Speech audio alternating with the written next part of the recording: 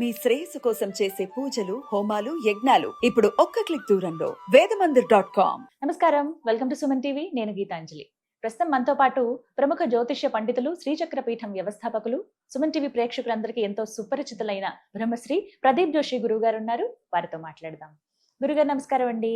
శ్రీమాత్రే నమః. 2026 జూలై తర్వాతనే చాలా మార్పులు వస్తాయి.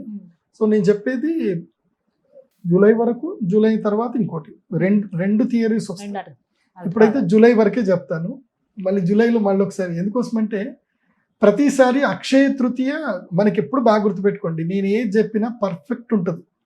ఇది చాలా మంది థియరీ పట్టుకున్నారో లేదో తెలియదు, కానీ అక్షయ తృతీయకి గురువుది రెవల్యూషన్ ఉంటుంది. అంటే గురువు మార్పు ఎప్పుడు కూడా అక్షయ తృతీయ నుంచో మన క్యాల్కులేషన్ ఉంటుంది, గుర్తుపెట్టుకోండి. అయితే అక్షయ తృతీయ లేకపోతే శ్రావణ శుక్రవారము, లేకపోతే మనకి ధనత్రయోదశి, లేకపోతే వసంత పంచమి. ఇప్పుడు మెల్లిమెల్లిగా మారుతూ ఉంటాడు కదా 12కి. ఈసారి ఆషాఢ శుద్ధ ఏకాదశి వరకు ఒక సిచ్యువేషన్ ఉంటుంది రాశిపతి. అంటే అందరి జీవితాల్లో ఆషాఢ శుద్ధ ఏకాదశి వరకు చెప్తాను, అంటే పెద్ద ఏకాదశి వరకు. ఇక అనుకోండి వరలక్ష్మి వ్రతం అనుకోండి, ఈసారి అందరు వరలక్ష్మి వ్రతం అందరి జీవితాలు మారుస్తుంది, ఎవరెవరి జీవితాలు మారుస్తుంది అది కూడా చెప్తాను. తదుపరి మకర రాశి. మకర రాశికి దుఃఖము తీవ్రంగా ఉంటుంది ఈ సంవత్సరం. తీవ్రమైన దుఃఖం ఉంటుంది.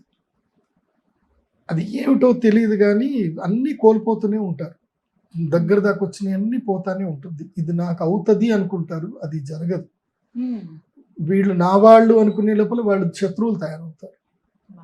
సో మకర రాశి వాళ్ళు ఈ సంవత్సరం ఏంటంటే చాలా అగ్రెసివ్గా ఉండాలి. ఎంత అగ్రెసివ్గా ఉండి ఎంత ప్రాక్టికల్గా ఉంటే వాళ్ళకి లైఫ్ అంత బాగుంటుంది. వెరీ అగ్రెసివ్గా ఉండాలి. మరీ సౌమ్యం కూడా పనికిరాదు, గట్టిగానే ఉండాలి. ఎందుకోసమంటే ఒక్కొక్క సంవత్సరం ఒక్కొక్కళ్ళకి ఒకటి ఉంటుంది. ఈ సంవత్సరం బయటపడిపోవాలి, ఓపెన్ అయిపోవాలి. ఇంకా మకర రాశి వాళ్ళకి ఏంటంటే ఈ సంవత్సరము రుణం బాగా సంపద కలిగిస్తుంది, రుణం కలిగిస్తుంది, రుణం వస్తుంది. ఈ సంవత్సరం డబ్బు వస్తుంది, అప్పు మూలకంగా డబ్బు వస్తుంది, అప్పు పుడుతుంది. సో అప్పు పుడుతుందంటే అప్పు తీసుకోండి అని చెప్తారు. ఈ సంవత్సరం అప్పు చేయాలి, మకర రాశి వాళ్ళు అప్పు చేయాలి. కాకపోతే అప్పుని మొత్తం కూడా తీసుకునేటప్పుడు జాగ్రత్తగా చూసుకొని వరలక్ష్మి వ్రతం వరకు అప్పును రెడీ చేసి పెట్టుకోండి. వరలక్ష్మి వ్రతానికి బిజినెస్ స్టార్ట్ చేయండి. వరలక్ష్మి వ్రతం తర్వాత లక్ష్మీదేవి తాండవం ఇంకా మకర రాశి వాళ్ళకి. అప్పటి వరకు పూర్తిగా రీసెర్చ్ చేయండి, అగ్రెసివ్గా వెళ్ళండి, ఎవ్వడి మాట వినకండి. నీకు నచ్చిందే నువ్వు చేయి, అదే చేయండి. మకర రాశి వాళ్ళు మీకు నచ్చింది చేయండి, అదర్స్ ఒపీనియన్స్కి ఎక్కువగా రెస్పెక్ట్ ఇవ్వకండి. ఎందుకోసమంటే ఎప్పుడైతే మన జీవితంలో 4వ స్థానంలో శని వస్తాడో అప్పుడు ఏమవుతుంది అని అంటే మనకి సలహాలు ఇచ్చేవాళ్లే మన జీవితాన్ని నాశనం చేస్తారు. కానీ వాళ్ళకు కూడా తెలీదు. ఎవడి మాట వినకండి, నీకు నచ్చింది చేయి. ఎందుకోసమంటే ఈ సంవత్సరం యూనివర్సల్ 6వ ఇంట్లో గురువు రాగానే ఏం చేస్తాడు అంటే నీకు రుణబలం పెంచుతాడు. గురువు రుణబలం పెంచుతాడు. రుణబలం పెరుగుతుందంటే వద్దన్నా నీకు నీ ఫ్రెండ్ వచ్చి డబ్బులు ఇస్తాడు. అబ్బా ఒరే నాకు కొంచెం డబ్బులు వచ్చినాయిరా నీ దగ్గర పెట్టుకో అని వాడే ఇస్తాడు. జరుగుతుంది. నువ్వు వద్దన్నా నీ డబ్బు నీ ఇంటికి వస్తుంది, కాకపోతే రుణ రూపంలో వస్తుంది. దాన్ని జాగ్రత్తగా కాపాడుకొని యూటిలైజ్ చేసుకోండి. మకర రాశి వాళ్ళు అది చేసుకోండి.